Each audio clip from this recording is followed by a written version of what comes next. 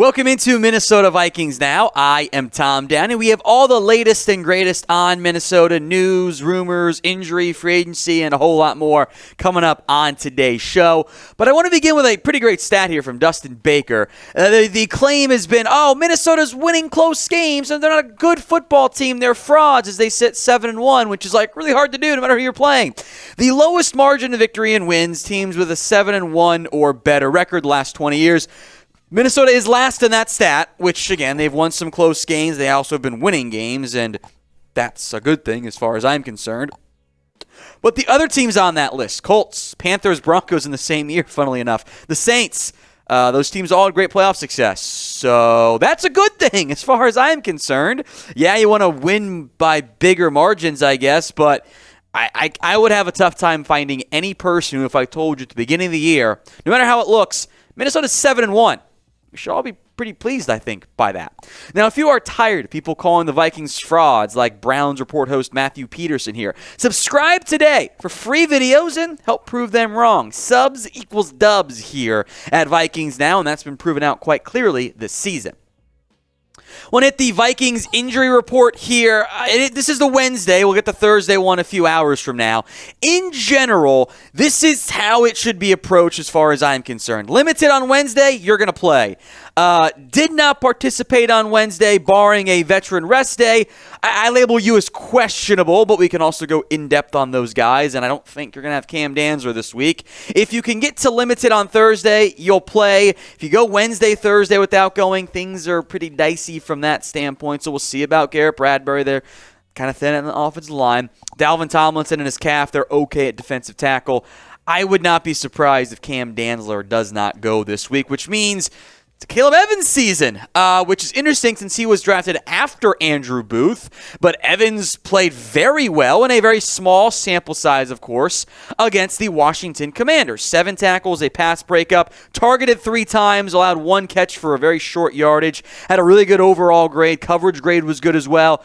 Evans looked pretty impressive in that matchup. Now, it also means that you'll have Andrew Booth active, and he will be an option for you in the event Dantzler can't go. I would like to see what Minnesota can do with their young corners, Dantzler included, but he's, of course, banged up, Booth, and more notably, I guess, Caleb Evans.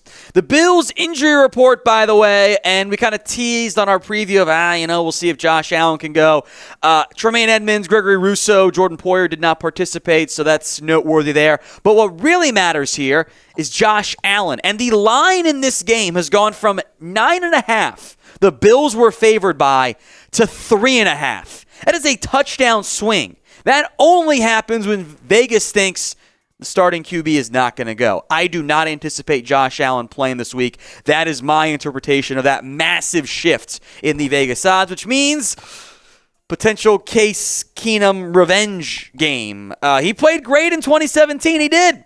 And then kind of got shoved out for Kirk Cousins, which I know the playoff results have not matched, but Kirk Cousins is better, guys. Stephon Diggs, also a revenge game, and I'll never forget the Minneapolis Miracle, which was thanks again, Marcus Williams. That's all I can say there. But this is not even 2017 Case Keenum. This is he's been a backup pretty clearly, and I think we all feel a lot better about playing Case Keenum than you would having to play Josh Allen. That's a backup, a good one, versus a top 5, top 3, top whatever QB in the NFL. So what is your confidence level in the Vikings getting a win if it's Case Keenum and not Josh Allen this week? Scale it for me from 1 to 10. 1 on the low end, 10 on the high end. It's the pinned comment on today's video. So if the ad break comes here on YouTube, take advantage of it and let me know.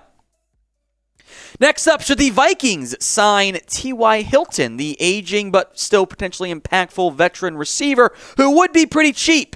T.Y. did not make much of an impact last year, in part because of injuries, and I know things have gotten what's going on here? Because Brian O'Neill restructured his contract to free up some cap space, and every time that happens, they're going to make a move, they're going to sign somebody, which it isn't normally how it operates. You've got to figure out how to get to the season with guys on IR, etc., so I would not read that much into it.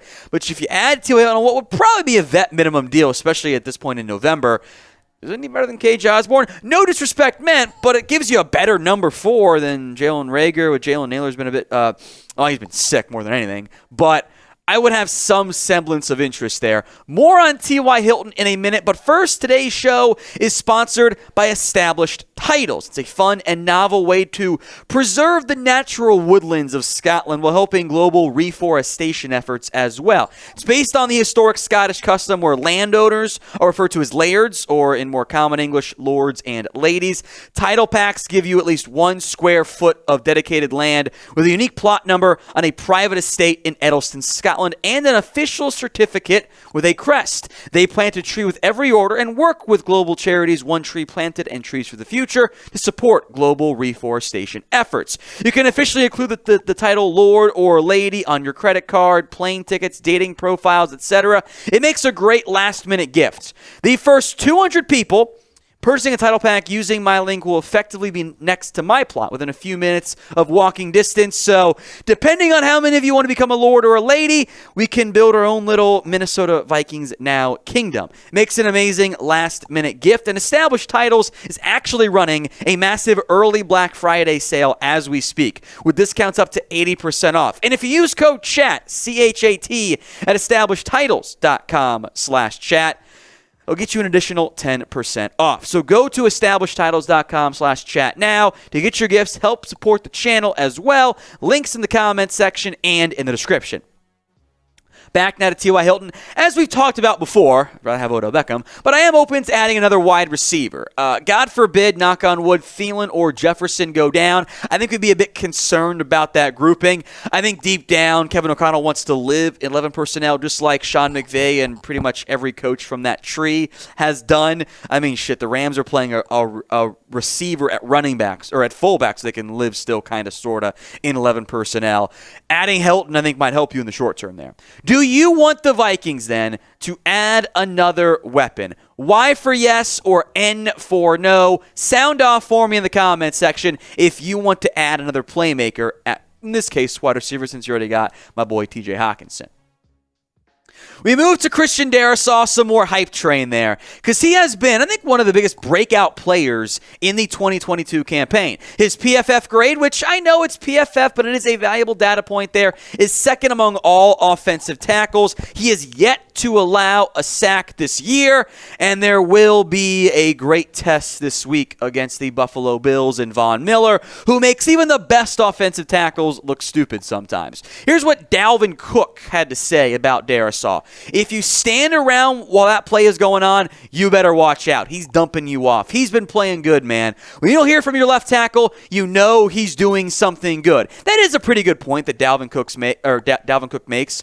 When you're not talking about your offensive tackle in game, that means he's not making mistakes. That's typically when we mention the lineman. It's the less extreme example of the long snapper. If we ever say the long snapper's name, something bad happened. Here are the highest graded Vikings, by the way, so far in the 2022 campaign. Christian Darrisaw is number 1. Zadarius Smith is 2. Justin Jefferson, which still feels too low, but whatever. Darrisaw and Smith are having all-pro caliber years. Danielle Hunter's sack numbers aren't there, but he's been good. Kirk Cousins has been steady and reliable, and kind of worth the money. Patrick Peterson is kind of finding a redemption year as a veteran. Brian O'Neill remains a very strong right tackle. And Dalvin Tomlinson has been a nice piece in terms of the run stopping.